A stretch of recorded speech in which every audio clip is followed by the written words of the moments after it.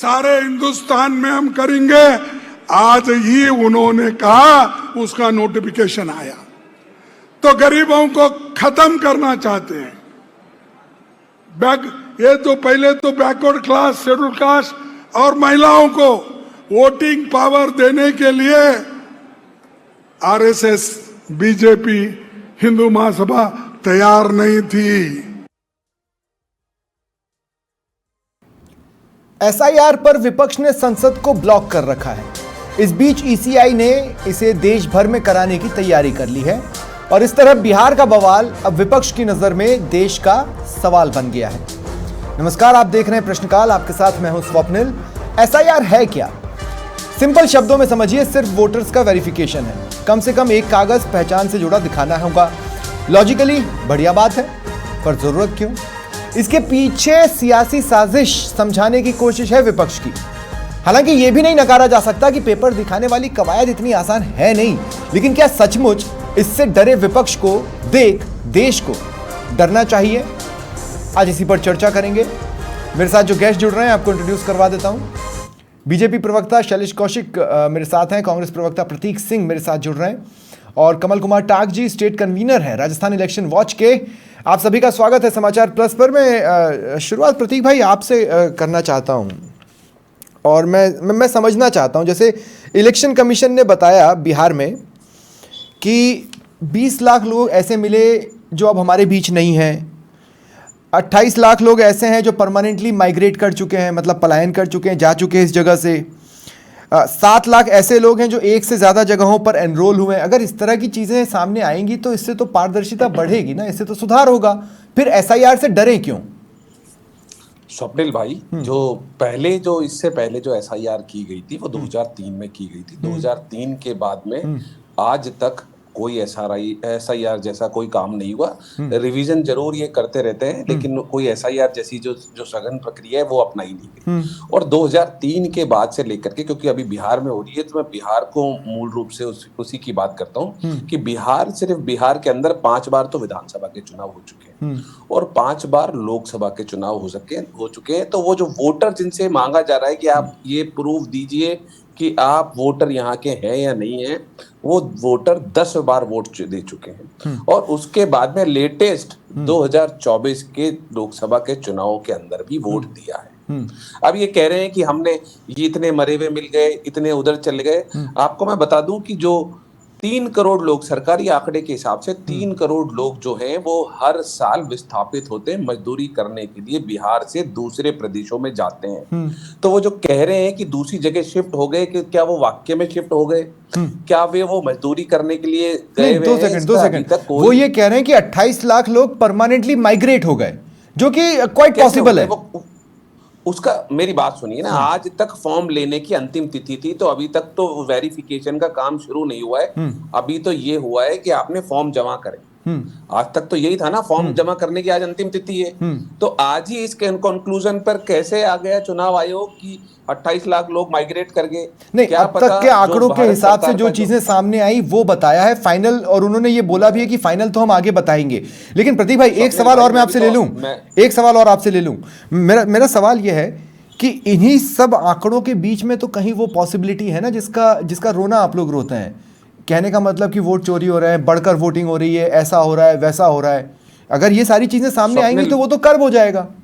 स्वप्निल भाई, मैं दोनों बातों का जवाब देता हूं। पहले मैं बताता हूं कि भारत सरकार का आंकड़ा है कि वो उन्होंने बताया है अपने पोर्टल पे, जो ई श्रम पोर्टल है, उस पे 3 करोड़ जो बिहारी हैं वो हर साल मजदूरी के लिए दूसरे प्रदेशों में जाते हैं। तो आप अभी ये नहीं कह सकते कि 28 लोग परमानेंट माइग्रेट हो गए। 28 लाख डॉक्यूमेंट मांगे गए थे, वो डॉक्यूमेंट देने के लिए कोई होगा नहीं, तो इसलिए चुनाव आयोग ये कह रहा है कि वो परमानेंट माइग्रेट हो गए। दूसरी बात, हमने ये बोला था सबसे पहले तो बिहार में जब अभी कराया गया था तो 6 महीने पहले, आपको ध्यान होगा, जनवरी के अंदर ही रिव्यू किया गया है। वहां से वोट काटे भी गए हैं, वोट जोड़े भी गए हैं। तो क्या वो फिर वोटिंग लिस्ट फर्जी थी? क्योंकि अब ये बता रहे हैं कि इस तरीके की चीजें हो गई, तो 6 महीने में तो लोग मर नहीं गए इतने सारे। नहीं तो कवायद क्या होनी थी? तो ये अभी आप 6 महीने बोलने लगे, लेकिन प्रॉब्लम ये है कि आपने खुद कहा कि एसआईआर लास्ट 2003 में हुई थी। 2003 से 2025 तक 22 साल हो गए। 22 साल में अगर कुछ गड़बड़, सुनिए ना, इलेक्शन कमीशन पर आपके आरोप भी तो तेजी से 2017 के बाद लगना चालू हुए। स्वप्निल भाई, मैं तो एसआईआर की बात की थी। आपको नहीं पता क्या कि रिवीजन किया गया और ये एक सतत प्रक्रिया है। नए वोट जोड़ना और जो लोग चले गए, माइग्रेट हो गए, मर गए, उनके वोट काटना है, एक सतत प्रक्रिया है, ये सबको पता है। तो 6 महीने पहले ही वो रिव्यू की गई है पूरी की पूरी वोटिंग लिस्ट बिहार की। तो उसके बाद में अब इलेक्शन कमीशन को याद आ रहा है कि इतने लोग मर गए, तो एकाएक तो 6 महीने आप ही ने तो बोला था ना कि चुनाव आयोग अच्छे से काम नहीं कर रहा है, तो चुनाव आयोग ने कहा कि चलो हम अपने आप को क्रॉस चेक करके देख लेते हैं, हो सकता है ये कवायद हो। तो इसका मतलब ये था कि वो वोटिंग लिस्ट जो इन्होंने जनवरी में जारी की वो फर्जी थी। अगर आज के इनके आंकड़े मान लेता हूं, नहीं इसका मान लेता हूं, मतलब आप तो यही कह रहे हैं ना कि लोकसभा चुनाव में तो सब फर्जी हुआ, ये तो आप लोग कह ही रहे हैं, आपके पास सबूत है। आप मेरे को बोलने ही नहीं दे रहे। हाँ। मैं आपके आज के आंकड़ों को जो चुनाव आयोग के आप जो बता रहे हो, चुनाव आयोग में उसको अगर सही मान लूं, फेस वैल्यू पे ले लो, तो इसका मतलब जनवरी में जो वोटिंग लिस्ट जारी की गई वो फर्जी थी। और जो लोकसभा चुनाव 2024 में जो जारी की गई थी वो फर्जी थी। फिर तो फिर वो लोकसभा का पूरा चुनाव ही फर्जी हो गया ना। अगर आज की इनकी बात सही है तो बात कौन सी सही है ये आप बता दीजिए। अच्छा। या तो वो वोटिंग लिस्ट सही थी या आज की वोटिंग लिस्ट सही है, दोनों तो सही नहीं हो सकते। ठीक है, क्योंकि एकाएक 6 महीने के अंदर तो लोग 8-10 लाख लोग मर नहीं जाएंगे। हाँ ठीक है प्रतीक भाई।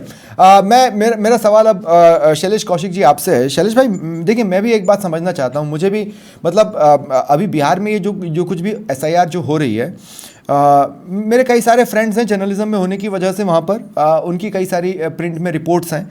अब जैसे आप ये कह रहे हैं कि साहब आपको पेपर दिखाना होगा, अब दिखाना कहने के लिए तो ये है कि साहब एक ही पेपर दिखाना होगा, लेकिन वो एक ही पेपर किसी के लिए इतना आसान नहीं हो जाता। जैसे मैं आपको बताऊं कि भाई सरकारी काम करने वाले कितने लोग होंगे वहाँ पर इतनी बड़ी पॉपुलेशन में, तो वो पेपर तो वो दिखा नहीं सकते 90% के पास। तो प्रतीक भाई रुकिए ना प्लीज, मैं पुटअप कर रहा हूं ना एक सवाल। तो शैलेश भाई मैं ये कह रहा हूं कि जैसे आप जो कह रहे हैं, जरूरी थोड़ा ना है कि उसके पेपर्स उनके पास हों, या भाई कोई मजदूर है वो उनमें उसके पास आधे से ज्यादा पेपर्स तो होंगे नहीं, तो हम एसआईआर से हासिल क्या कर रहे हैं और एसआईआर पर डाउट क्यों ना करें, ये भी आप समझाइए। देखिए स्वप्निल जी, चुनाव आयोग का काम है निष्पक्ष रूप से चुनाव कराना, और निष्पक्ष चुनाव कराने के लिए आवश्यकता है कि मतदाता सूची का हर समय अपडेशन हो और लगातार उस पर जो भी संशोधन हो, जो भी उसमें, और ये सतत प्रक्रिया है, प्रतीक जी भी कह रहे थे। अभी उसी प्रक्रिया के अंतर्गत ऐसे व्यक्ति जो या तो मृत हो चुके हैं या जो स्थायी, अभी कह रहे थे कि पलायन तो जो अलग स्थायी रूप से पलायन, अस्थायी रूप से पलायनों के लिए तो अगर प्रतीक जी आपको पता हो तो चुनाव आयोग ने स्पष्ट रूप से कहा है कि जो लोग अस्थायी रूप से बाहर गए हुए हैं और उन्होंने कहीं भी अपना वोटर रजिस्ट्रेशन नहीं कराया है, उस जगह नाम नहीं लगाया है, तो वो चाहे इलेक्शन कमीशन की वेबसाइट पर, चाहे व्हाट्सएप के माध्यम से, चाहे वो पत्र को भरकर अपने परिवार के माध्यम से भी अपना वोटर वेरिफिकेशन और जो ये एसआईआर है इसको करा सकते हैं। तो ऐसी स्थिति में जो अस्थायी रूप से गए उनके लिए चुनाव आयोग ने स्पष्ट रूप से कहा है। लेकिन शैलेश भाई जब आप सभी कह रहे हैं कि ये सतत प्रक्रिया है, जब आप सभी ये कह रहे हैं कि एक सतत प्रक्रिया है, तो हम एसआईआर कर रहे हैं जिसमें आई का मतलब है इंटेंसिव, तो इसका मतलब है कि सतत प्रक्रिया इंटेंसिव नहीं थी, तो इसका मतलब है कि क्वाइट पॉसिबल जो विपक्ष लगातार चुनाव आयोग पर सवाल उठा रहा था, हो सकता है उसमें सच्चाई हो सकता है महाराष्ट्र में फर्जी वोट पड़े हो। देखिए, चुनाव आयोग पर या संवैधानिक संस्थाओं पर विपक्ष और इंडी गठबंधन की जो सवाल उठाने की प्रक्रिया है, और जो इस तरीके से आज आप कभी किसी के सिर ठीकरा फोड़ते हैं, कभी किसी के सिर ठीकरा फोड़ते हैं, लेकिन एक बात बताइए, तेलंगाना में भी तो हुई थी, जब क्यों इन्होंने विरोध नहीं किया? 22.5 लाख वोट हटे थे, इसी इलेक्शन कमीशन ने एसआईआर की थी, ये जीते थे, ये चुनाव यही तो जीते थे तेलंगाना का, क्यों इन्होंने आपत्ति दर्ज नहीं की एसआईआर पर? अब दूसरी बात ये है कि ऐसे भी तो आप एक बात देखिए, तमाम उदाहरण स्वप्निल जी, असम में कितने उदाहरण हैं जो ऐसे लोग जो घुसपैठिए आकर बस गए। नहीं, पर क्या गारंटी है कि गेहूं के साथ घुन नहीं पिसेगा? जबकि होना तो ये चाहिए, इलेक्शन कमीशन का दायित्व ये है कि घुन ना पिसे। उन लोगों ने विधायक का चुनाव लड़ा, सांसद का चुनाव लड़ा, उसके बाद जीते और बाद में इलेक्शन। नहीं, पर शैलेश भाई मैं कह रहा हूं कि प्रोसेस तो ऐसा होना चाहिए ना कि उस प्रोसेस के कंप्लीट होने पर कोई सवाल बचे ही नहीं। प्रतीक भाई मैं आऊंगा, 2 मिनट रुकिए प्लीज। हाँ शैलेश भाई मैं कह रहा हूं प्रोसेस तो ऐसा होना चाहिए ना कि एक भी क्वेश्चन मार्क लगे ही नहीं। प्रोसेस ऐसा क्यों है कि वो क्वेश्चन मार्क पर है? आप एक बात बताइए, कहां सवाल उठ रहे हैं? 98.01% लोगों को कवर अप किया जा चुका है 23 जुलाई तक। 90% से अधिक 91% के लगभग डाटा जमा हो चुके हैं। तो जो संख्या है, जो वास्तविक है, जो ओरिजिनल है, जो वो तो सब कुछ है। दूसरी बात, अब केवल कुछ लोग जिनके आंकड़े चुनाव आयोग ने जारी किए हैं, चाहे वो मृत हो चुके हैं, भाई शैलेश भाई सुनिए ना, चुनाव आयोग ने नहीं विपक्ष ने एक बहुत लॉजिकल पॉइंट उठाया है, मुझे लगता है कि आपको उस बात को शामिल करना चाहिए। सुनिए ना, विपक्ष ने एक बहुत लॉजिकल पॉइंट उठाया है जो मुझे लगता है कि आपको मतलब उसको टैकल किया जाना चाहिए। भाई इतने सारे ये 20 lakh deceased, 28 lakh permanently migrate, ये सब लोकसभा चुनाव के दौरान उस सतत प्रक्रिया ने क्यों नहीं पकड़ा? तो क्या पता लोकसभा चुनाव में क्या हुआ क्या नहीं हुआ। देखिए, अभी आपने एक शब्द किया इंसेंटिव। जब किसी चीज की गहन जांच होती है ना, तो बहुत सारी चीजें उसमें खुलती हैं। अब एक बात बताइए, मैं कह रहा हूं, इनके चुनाव आयोग ने अभी 20 जुलाई को ऐसे लोगों की सूची जिनकी या तो फॉर्म में गलती थी या जिन्होंने फॉर्म जमा करने के बाद जमा नहीं कराए, ऐसे लोगों की सूची 12 मान्यता प्राप्त राजनीतिक दल जो बिहार के हैं, उनके 1.5 लाख से अधिक जो बीएलए हैं, उनको दिए, साझा किए कि भाई ये लोगों के बारे में आप भी देखिए और हम भी देख रहे हैं। तो चुनाव आयोग तो निष्पक्षता और सहभागिता दोनों विषय पर काम कर रहा है। जो बीएलए होते हैं, जो राजनीतिक दलों के प्रतिनिधि होते हैं, चाहे वो कांग्रेस के हो, चाहे मैं इस बात को आसान शब्दों में लोगों को समझा देता हूं कि देखिए, आमतौर पर होता क्या है कि हर चुनाव से पहले वोटर लिस्ट का एक सामान्य मतलब जनरल पुनरीक्षण होता है, जिसमें नए नाम जोड़े जाते हैं या मृतक या स्थानांतरित लोगों के नाम हटाए जाते हैं। लेकिन एसआईआर में होता ही है कि चुनाव आयोग खुद घर घर जाता है और जांच करता है कि वोटर वहां पर है या नहीं है। तो रूटीन के प्रोसेस से एसआईआर डिफरेंट इस तरह से हो जाता है। अब प्रतीक भाई देखिए, मैं आपसे एक सवाल ले रहा हूं। जैसे कि आपने खुद बताया कि श्रम विभाग के आंकड़े हैं कि 3 करोड़ मजदूर बाहर जाते हैं, लेकिन वो बाहर जाकर लौटते हैं ना प्रतीक भाई। जैसे पंजाब में अगर किसानी के लिए गए हैं, खेती में मजदूरी के लिए गए हैं, तो वो कंप्लीट होने के बाद वापस आ जाते हैं। क्योंकि अगर 3 करोड़ लोग हर साल जा रहे होते और लौट नहीं रहे होते तो बिहार धीरे धीरे खत्म हो जाता। बिहार में लोग धीरे धीरे खत्म हो जाते। स्वप्निल भाई, करेक्ट हूं ना मैं? भाई अभी जो एसआईआर जो चल रही है उसको 1 महीना हुआ है। तो अब क्या पता, पॉसिबिलिटी ये है कि जो 28 लाख लोग जो बोल रहे हैं कि नहीं मिले हैं या परमानेंट माइग्रेट कर गए, क्या पता वो मजदूरी करने के लिए गए हों और उन्होंने अभी तक पर आप बिहार को सिर्फ मजदूरी से क्यों जोड़ रहे हैं भाई? हो सकता है पत्रकारिता करने गए हो सकता है आईएएस बन गए हो, कहीं कलेक्टर लग गए हो, कहीं टीचर की नौकरी मिल गई हो, कहीं स्पोर्ट्स वाले हो। हम सिर्फ मजदूरों से क्यों काउंट कर रहे हैं? तो 28 लाख का आंकड़ा डाइजेस्टेबल तो हो जाता है। मैं इसलिए जोड़ रहा हूं क्योंकि ई श्रम पोर्टल पे मजदूरों की बात की गई है। तो भाई वो मजदूर लौटेंगे ना प्रतीक भाई, वो मजदूर लौटेंगे भी तो सही, ये भी तो सोचिए। तो 1 महीने में तो नहीं लौटे ना, 1 महीने की प्रक्रिया है ना ये। पहली चीज तो हमने ये कभी भी नहीं बोला कि एसआईआर नहीं होनी चाहिए। एसआईआर आप करते, आपने जनवरी में जो रिव्यू किया था उसकी जगह आप एसआईआर कर लेते। और हमारा कहना यह था कि लोकसभा चुनाव जिस वोटिंग लिस्ट पे हुआ उस वोटिंग लिस्ट के ऊपर बिहार का चुनाव करा लीजिए। तो इसमें तो मैं कुछ गलत नहीं कह रहा या विपक्ष भी गलत नहीं कह रहा। आप ये तो कह रहे हैं कि लोकसभा का चुनाव तो फेयर था, वहां की वोटिंग लिस्ट तो फेयर थी, लेकिन वही वोटिंग लिस्ट वो खराब हो जाती है बिहार का चुनाव आते आते। तो ऐसा तो नहीं हो सकता। नहीं 2 सेकंड पर, उसमें तो नए नाम भी जुड़ी गए ना, और भी तो लोग हैं जो 18 में टर्न आउट हो गए, जो 18 के हो गए। मैं आपको दोबारा पुनः सवाल पूछता हूं कि जब चुनाव आयोग जोड़ता है तो कोई डॉक्यूमेंट तो लेता होगा कि मन मर्जी से जोड़ लेता है? आप बता दीजिए। दादा, उससे पिछले चुनाव में महागठबंधन के तौर पर तो आप लोग जीत गए थे ना। अच्छा, बिहार की बात कर रहा हूं मैं बिहार की बात कर रहा हूं, मैं बिहार की बात कर रहा हूं। पिछला तो महागठबंधन के तौर पे आप लोग जीते थे ना, नीतीश, तेजस्वी, आप लोग मिलके। नहीं, नीतीश जी हमारे साथ नहीं थे। आप अपनी इंफॉर्मेशन थोड़ी दुरुस्त कर। हाँ, हो सकता है मैं गलत हूं, मैं मना नहीं कर रहा हूं। नीतीश जी एनडीए के साथ में थे और मैक्सिमम सीटें एनडीए ने जीती है। और फिर वो आपकी तरफ आ गए थे? पूछ रहा हूं, नहीं आए हमारी तरफ। उसके बाद में एक पीरियड आप लोगों ने चुनावों से। अच्छा, लोकसभा के चुनाव में, ठीक है। मैं लोकसभा चुनाव की बात कर रहा हूँ 2024 की, अभी जो 1 साल पहले। नहीं, मैं पिछले विधानसभा चुनाव पर चला गया था कि पिछले विधानसभा नहीं, मैं तो बोल रहा हूँ, मैं उसके बाद मैं पिछले विधानसभा में तो 5 साल का अंतर है। मैं तो लोकसभा की बात कर रहा हूँ। जो लोकसभा, दादा इसका तो आपको फायदा हुआ ना, 2003 के बाद तो 2004 में यूपी आ गई थी। मैं आपको क्या कह रहा हूँ, आई नहीं आई, क्या हुआ क्या नहीं हुआ, मैं तो ये बोल रहा हूँ क्या वोटिंग लिस्ट फर्जी थी क्या लोकसभा 2024 की? अगर फर्जी नहीं थी तो हम तो बोल रहे हैं उसी पे वोट करा लीजिए, उसी का आपने रिव्यू किया है अभी जनवरी में। तो आप क्या वहां पे सिर्फ फालतू पैसे खर्चा कर रहे थे क्या? पहली चीज। दूसरी चीज, आपको याद होगा जब एसआईआर लागू किया गया तो बड़े बढ़ चढ़ करके चुनाव आयोग ने और बीजेपी के नेताओं ने बोला घुसपैठिए आ गए। हाँ। याद है ना आपको? हाँ। तो आज चुनाव आयोग के आंकड़े में कितने घुसपैठिए मिले?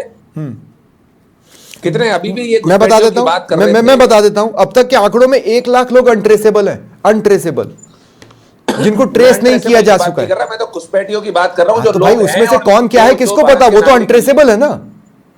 अनट्रेसेबल लोग कभी भी घुसपैठिए नहीं होते। जरूरी नहीं है, हमें क्या पता कौन कौन से लोग अनट्रेसेबल है, नामों की लिस्ट थोड़ी ना जारी हुई है। ट्रेसेबल ही नहीं है। हाँ। ट्रेसेबल नहीं है तो उसको आप घुसपैठिए नहीं बोल सकते। उनमें से हो, जैसे आप संभावनाएं जाहिर कर रहे हैं, आशंकाएं जाहिर कर रहे हैं, मैं भी एक आशंका जाहिर कर रहा हूं।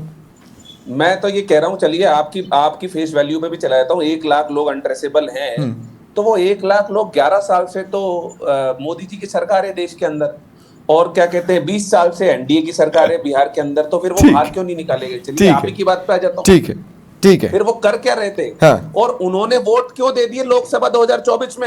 हाँ। ये भी बात है। उन अनट्रेसेबल लोगों से वोट क्यों ले लिए गए? ठीक है, ठीक है, ठीक है। शैलेश कौशिक जी देखिए, और भी डाउट्स हैं जो विपक्ष ने सामने रखे। अब मैं फिर उसी बात पर आ जाता हूं जिस बात पर मैं आपके पास से हटा था कि भाई सामान्य पुनरीक्षण और इंटेंसिव पुनरीक्षण के बीच में इतनी खाई तो नहीं हो सकती ना कि कुछ चीजों को डाइजेस्ट करने में दिक्कत हो। देखिए स्वप्निल जी, हाँ। जो अंतर था वो दिख रहा है ना साफ। और जहां तक अभी प्रतीक जी कह रहे थे कि 3 करोड़ लोग श्रम पोर्टल पर, तो 3 करोड़ तो चुनाव आयोग के आंकड़े में चुनाव आयोग ने नहीं दिखाया कि पलायन कर गए। चुनाव आयोग ने तो केवल 27 से जो जितने लोग दिखाए कि इतने लोग स्थायी रूप से पलायन कर गए। या तो चुनाव आयोग और ईसी जो श्रम पोर्टल है उसमें निश्चित रूप से बिहार एक ऐसा राज्य है जहां से लोग डाउट करने की तो बात है ना। देखिए डाउट करने की बात क्या है, 7 लाख लोग। शैलेश भाई रूप से नहीं जाते, इसीलिए केवल संख्या 27 लाख प्रतीक भाई प्लीज बीच में ना बोले, प्लीज प्रतीक भाई प्लीज बीच में मत बोलिए। 3 लाख वाला आपका 3 करोड़ का, आप पहले लाख 3 करोड़ में 3 करोड़ पर जवाब दे रहा हूं। प्रतीक भाई प्लीज, मैं आपको भी पूरा खुद समझने की कोशिश कर रहा हूं। अगर चुनाव आयोग ने पुनरीक्षण किया है, इंसेंटिव पुनरीक्षण कर रहा है, तो इसमें नहीं, 2 सेकंड शैलेश भाई, 2 सेकंड शैलेश भाई, मुझे एक बात बताइए, मुझे एक बात तो बताइए शैलेश भाई, 2 मिनट, मुझे एक बात बताइए। 7 लाख लोग एक से ज्यादा जगहों पर एनरोल्ड मिले, ये सामान्य परीक्षण में क्यों नहीं पकड़ में आया? ये तो सिंपल सी बात है। क्या चेंज हुआ होगा? देखिए सामान्यतः क्या होता है कि ये जो छोटी चीजें, जब 1 जनवरी नहीं, छोटी बात नहीं है। 7 लाख लोग 2 जगह से एनरोल्ड है, ये छोटी बात कैसे है? मैं बिल्कुल आपको बता रहा हूँ, तो अपनी सुनिए ना। 1 जनवरी को जो रिवीजन होता है पूरे देश में एक सामान्य प्रक्रिया होती है, चुनाव आयोग जिस तरीके से करता है, और उसी प्रक्रिया के अंतर्गत जो इस तरीके की खामियां जो कि गहनता से जांच में आई हैं, वो निष्पत्ति होता है कि जब जानने क्या होता है कि लोग ग्रामीण काम नहीं कर रहा था क्या? अरे प्रतीक भाई प्लीज देखिए, मैं एक बात बता दूं, एसआईआर इतनी ताजा चीज है कि देश को भी समझने की जरूरत है। आपको मैंने शांति से सुना और मैंने उसमें अपने नॉलेज बढ़ाया है, देश का भी बढ़ा है। मैं शैलेश भाई को भी सुनना चाहता हूं, हो सकता है नॉलेज में इजाफा हो, देश का भी बढ़े। शैलेश भाई कंटिन्यू करें प्लीज। सामान्यतः ऐसा होता है कि स्वप्निल जी कि कई बार कई लोग जो राजनीतिक जो लोग होते हैं या वैसे लोग होते हैं, कई बार ग्रामीण क्षेत्र में या ग्रामीण क्षेत्र से शहरी क्षेत्र में आ जाते हैं, उनके नाम दोनों जगह लिखे रहते हैं। वो ग्रामीण क्षेत्र में भी नाम लिखा के रख लेते हैं और शहरी क्षेत्र में भी रखते हैं। तो ऐसी स्थिति में 7 लाखों में बहुत बड़ी संख्या उनकी भी हो सकती है। 7 लाख लोगों में बहुत से लोग सुनिए स्वप्निल जी, 7 लाख लोगों में ऐसे बहुत लोग हैं जो राज्य को छोड़कर चले गए, राज्य में भी नाम लिख रहा है। तो ऐसी स्थिति में यही चटनी तो इसमें हो रही है। इसको कांग्रेस के एंटी गठबंधन को फिर इसका मतलब क्या है कि अगर चुनाव आयोग इंटेंसिव काम नहीं करेगा, नहीं, इस देश में सबसे बड़ी जिम्मेदारी अगर कुछ हो सकती है तो वो हो सकता है चुनाव करवाना। ये आप भी मानेंगे, क्योंकि लोकतंत्र का सबसे बड़ा उत्सव ही चुनाव है ना। अब उसमें आप जब इंटेंसिव करो तो इतनी खामियां निकले, और जब आप इंटेंसिव ना करो तो ये चीजें चलती रहे। ये तो आपकी सक्षमता पर सवाल उठ गए भाई। ये तो आपके निष्पक्ष होने पर सवाल उठ गए भाई। डाउटफुल तो हो जाता है ना ये चीजें कि आप सामान्यतः उतना, अगर आप देश की सबसे बड़ी चीज के लिए हर पल इंटेंसिव नहीं हो, सिर्फ एक दिन 22 साल 23 साल में इंटेंसिव हो जाते हो, तो फिर तो डाउट तो होगा ना शैलेश भाई। स्वप्निल जी हुए तो है ना, अभी इनके तो 10 साल में इन्होंने तो कुछ नहीं किया। केवल जिस तरीके से आप इस बात सुधार कभी भी हो, सुधार एक आवश्यक प्रक्रिया और सतत प्रक्रिया है, और इसके मतलब आज अब चुनाव आयोग ये भी कह चुका है कि पूरे देश में भी करेंगे। जिस तरीके से परिणाम और आंकड़े सामने आ रहे हैं पूरे देश में भी होगा, जब भी ये इसी तरीके से बौखलाएंगे, क्योंकि इनको मालूम है कि जिस तरीके से जो परिस्थितियां जो है ना, जो फर्जी आंकड़े हैं वो सब दूर होंगे और जनता के सामने सब चीज आएगी। ठीक है, मैं यहाँ पे दर्शकों से एक बात और करना चाहता हूँ और उसके बाद फिर मैं इस पर रिएक्शन लूंगा और मैं दोनों ही धड़ों का रिएक्शन लूंगा। पहली बात तो ये कि ये मामला सुप्रीम कोर्ट में है और 28 जुलाई को इस पर अगली। हाँ कमल भाई, अच्छा आप जुड़ गए क्या मेरे साथ? ठीक है कमल भाई, मैं आता हूं, बस एक सवाल और दोनों धड़ों से ले लूं, फिर मैं उसके बाद आपके पास आता हूं। मैं सिर्फ ये कहना चाहता हूं कि ये मामला सुप्रीम कोर्ट में है, 28 जुलाई को इस पर अगली सुनवाई होनी है। मसला यह है कि सुप्रीम कोर्ट ने भी एसआईआर को गलत नहीं माना। सुप्रीम कोर्ट ने यह कहा कि इसके टाइमिंग पर जरूर हम क्वेश्चन उठा सकते हैं बिहार चुनावों को लेकर, लेकिन एसआईआर के इंटेंशन पर सुप्रीम कोर्ट ने सवाल नहीं उठाए। कांग्रेस है वो उठा रही है। आज हमने मल्लिकार्जुन खड़गे को देखा संसद परिसर में, वो एसआईआर लिखे हुए पोस्टर को फाड़ते हुए। हालांकि उससे कई लोगों को और भी बहुत कुछ याद आया, लेकिन हमने ये देखा विरोध स्वरूप। जब मामला सुप्रीम कोर्ट में है तो उसके लिए क्या संसद को इतने दिन ब्लॉक रखना सही तरीका है? नहीं है, मैं समझना चाहता हूं। प्रतीक भाई ये आप शॉर्ट में जवाब दीजिएगा प्लीज। मैं ये बोलना चाहता हूं, सुप्रीम कोर्ट बोल दिया ना कि भाई एसआईआर में कॉन्सेप्चुअली गलत कुछ भी नहीं है। टाइमिंग पर सवाल उठा सकते हैं चुनाव आयोग की, वो उन्होंने उठा दिया। स्वप्निल भाई, आप अगर पूरी सुप्रीम कोर्ट की प्रोसीडिंग देखेंगे या पढ़ेंगे तो उसके अंदर आपको याद होगा कि जज साहब ने ये भी कहा है कि जो डॉक्यूमेंट मांग रहे हैं वो तो मेरे पास भी नहीं है, कहा है ना, नहीं कहा। और ये भी एडवाइस किया है कि हम इसके बारे में बीच में बोलना नहीं चाहते, लेकिन आप जो 3 डॉक्यूमेंट है, ration card, voter ID card और आधार कार्ड, इसको कंसीडर कीजिए। आप मुझे एक बात बता दीजिए, आपके पास अगर आधार कार्ड नहीं है, स्वप्निल जी के पास अगर आधार कार्ड नहीं है, तो इस देश में काम चल सकता है क्या आपका? नहीं चलेगा। आधार कार्ड में इतनी फर्जीगिरी हो गई है प्रतीक भाई, आप भी जानते हैं, मैं भी जानता हूं, आधार कार्ड में कितनी फर्जीगिरी नहीं हो चुकी है, कितने केसेस नहीं आ चुके हैं। तो उसकी जिम्मेदार कौन है? आप मुझे, ठीक है, ठीक है, मैं आपकी बात समझ चुका हूं, मैं आपकी बात समझ चुका हूं। शैलेश भाई आप भी शॉर्ट में कमेंट दें, फिर मैं कमल कुमार टाक के पास जाऊंगा कि एक बार संसद में छोटी चर्चा करा के खत्म क्यों नहीं कर देते हैं इस केस को? जब तक ये मुद्दा रहेगा तब तक संसद तो चल नहीं रही, आप चला तो पा नहीं रहे, आप फ्लोर मैनेजमेंट तो कर नहीं पा रहे हैं। देखिए स्वप्निल जी, जिस तरीके से संसद शुरू होने सर्वदलीय बैठक में जब सरकार कह चुकी थी कि हर विषय पर संसदीय परंपरा के अनुसार बात करने को तैयार है, लेकिन कांग्रेस और तमाम विपक्षी दलों की स्थिति है कि संसद में आते नहीं है, और जब किसी विषय बहस होता है तो जब कोई भी सरकार की तरफ से जवाब देता है तो उससे पहले इनके तमाम नेता भाग जाते हैं। तो केवल अवरोध करना चाहते हैं, बाकी सरकार हर विषय बात करने को तैयार है। ठीक है कमल कुमार टाक जी, इलेक्शन वॉच के आपने, ठीक है शैलेश भाई प्लीज रुक जाइए, किसी ने बीच में कुछ नहीं बोला है। अरे किसी ने बीच में कुछ नहीं बोला है, प्लीज प्रतीक भाई प्लीज। कमल कुमार टाक जी ने पूरी डिबेट में कुछ नहीं बोला है, कम से कम रेस्पेक्ट अ पैनलिस्ट, कम से कम। शैलेश भाई प्लीज रेस्पेक्ट अ पैनलिस्ट, एक पैनलिस्ट अब तक कुछ नहीं बोल पाया है, हमें उनको रेस्पेक्ट देना चाहिए। कमल भाई मैं आपके पास आ रहा हूं, आपका जो कार्यकाल रहा है राजस्थान इलेक्शन वॉच के लिए, उसी वजह से मैंने आज आप रिक्वेस्ट किया कि आप डिबेट में जुड़े। मैं आपसे समझना चाहता हूं, एसआईआर को हम डाउट के नजर से देखें या ना देखें?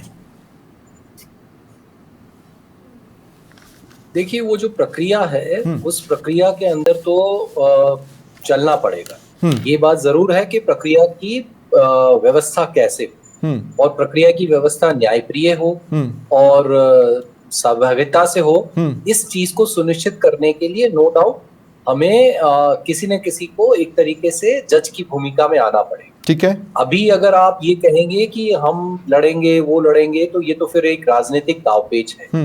और जहां तक मामला सुप्रीम कोर्ट में है, और ये तुरंत फुरंत के लिए तो अभी बिहार के लिए चाहिए था, जितना उन्होंने सुप्रीम कोर्ट ने कहा है, निवेदन किया है, उतना अगर मान लीजिए कॉन्सेप्चुअली एसआईआर ठीक है या नहीं है?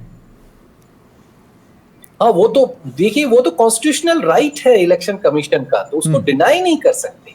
और ये तो खैर कोई भी पार्टी मना नहीं कर रही है, विपक्ष भी अभी मना नहीं कर रही होगी। और जहां तक विपक्ष तो मना कर रहा है, होना ही नहीं चाहिए। विपक्ष तो कह रहा है होना ही नहीं चाहिए, तेजस्वी यादव कह रहे हैं हम बहिष्कार कर देंगे। एनीवे नहीं, चुनाव के समय की बात है, मेरी समय पे और तरीके पे क्वेश्चन है। फिर आप आराम से सारे नेताओं के भाषण पढ़ लीजिए। तेजस्वी यादव ने उसको दूसरे शब्दों में कहा, लेकिन इन जनरल वो इसी रूप में आ चुका है कि वो बहिष्कार की घोषणा कर दी है। वो राजनीतिक लोग हैं, मैं अभी उसमें नहीं जाना चाहता कि राजनीतिक लोग कुछ भी गलत सलत बोले, लेकिन बात ये है कि वो कॉन्स्टिट्यूशनल राइट है और इलेक्शन कमीशन का एंड ड्यूटी है कि वो इसको कराए, क्योंकि वो अगर नहीं कराएगा तो वो किस तरीके से वोटिंग करा पाएगा। ये उनका काम है कि वो सही तरीके से जो यहाँ के वोटर्स हैं उनको आइडेंटिफाई करे और उसके बाद उनकी वोटिंग कराए, जिससे कि देश में चुनाव हो और वो निष्पक्ष और फेयर चुनाव कहला पाए। ठीक है। अगर मान लीजिए वो नहीं कर रहा था अब तक, जैसे कुछ सवाल इसमें आए कि वो सवाल बिल्कुल लाजमी है कि ये चुनाव आयोग की एक तरीके से बिल्कुल निष्क्रियता या यूं कहें कि ढीलापन है कि उन्होंने अपने सिस्टम को दुरुस्त नहीं कर रखा है, अपने बीएलओस को टाइमली दुरुस्त नहीं कर रखा है। अब जब वो इसको गहनता से अध्ययन कर रहे हैं तो उसके अंदर इतनी खामियां निकल रही, अगर उनकी ही बात मानी जाए तो ये बड़ा प्रश्न ये है कि इस तरह की खामियां लेते हुए चुनाव आयोग अपने आप को कैसे कहेगा कि हम फ्री एंड फेयर इलेक्शन करा पा रहे हैं। ठीक है। हम बेहतर तरीके से एक तरीके से चुनाव के अंदर लोगों को जुड़वा पा रहे हैं और उनके वोटिंग को कंडक्ट करा पा रहे हैं। ये किसी के भी फेवर में जा रहा है, इस पार्टी या उस पार्टी के। ठीक है। एसआईआर के जरिए एक अग्नि परीक्षा का सिनेरियो इलेक्शन कमीशन के लिए क्रिएट हो रहा है और मुझे लगता है कि चुनाव आयोग जैसी संस्थाओं को उस अग्नि परीक्षा से गुजरने में हिचकना नहीं चाहिए कि उन्होंने अब तक ये जो आप एसआईआर भी करा रहे हैं, ये मुझे समझ में नहीं आता है कि ये कोई आपको राजनीतिक पार्टी कहेगी तब कराओगे क्या? ये आपकी ड्यूटी है, आप इतने साल तक इसको लेके बैठते हो। ठीक है। और इवन जो आप हर बार वोटर लिस्ट बनाते हो, वो वोटर लिस्ट के अंदर ये गहन तक क्यों नहीं कर रहे हो? कौन रोक रहा है आपको? You have like means powerful body, आप चाहे जो करा सकते हैं, लेकिन तब आप नहीं करा रहे हो। तो ये बड़ा मामला है चुनाव आयोग के ऊपर, और ये चुनाव आयोग को आपको यहाँ कटघरे में भी खड़ा करना चाहिए जनता के। हाँ बिल्कुल, कटघरे में खड़ा करना चाहिए और बधाई भी देनी चाहिए देर आए दुरुस्त आए के फॉर्म में। लेकिन चलिए, बहुत बहुत शुक्रिया आप सभी का मेरे साथ जुड़ने के लिए, उस चर्चा में शामिल होने के लिए। फिलहाल इतना ही।